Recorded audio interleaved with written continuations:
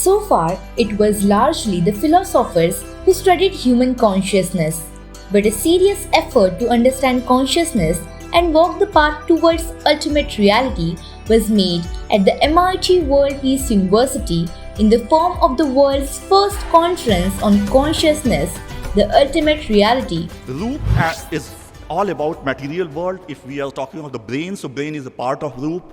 External physical world as well as internal physical world, all are explained under roop. Nibbana is ultimate reality is not in the terms of what many Western scholars understood in the sense of paradise, in the sense of some external, eternally positive world.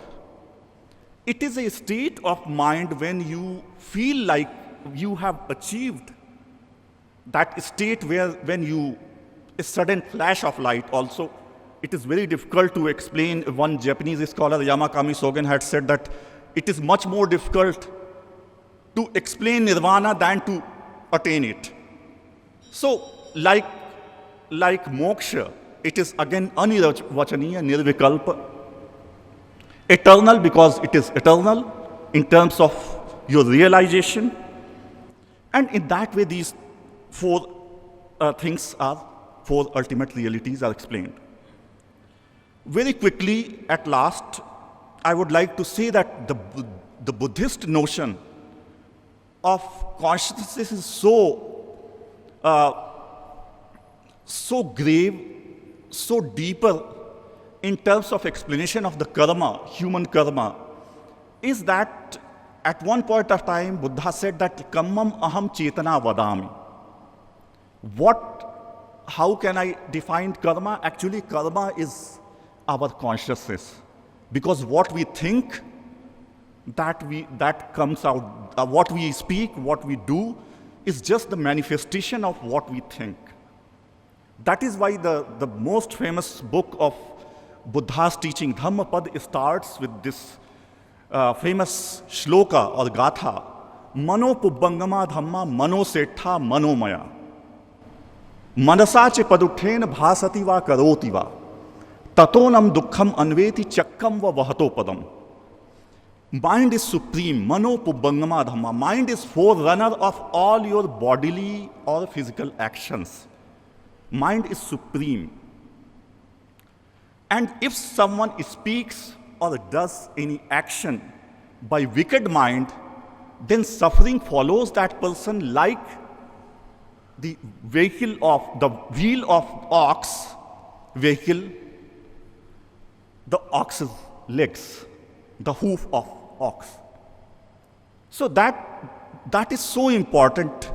And then because the consciousness was important in Buddhism, then Abhidhamma developed the entire theory, and in the perception, the 17 chitta chanas, the steps of the consciousness are described in that.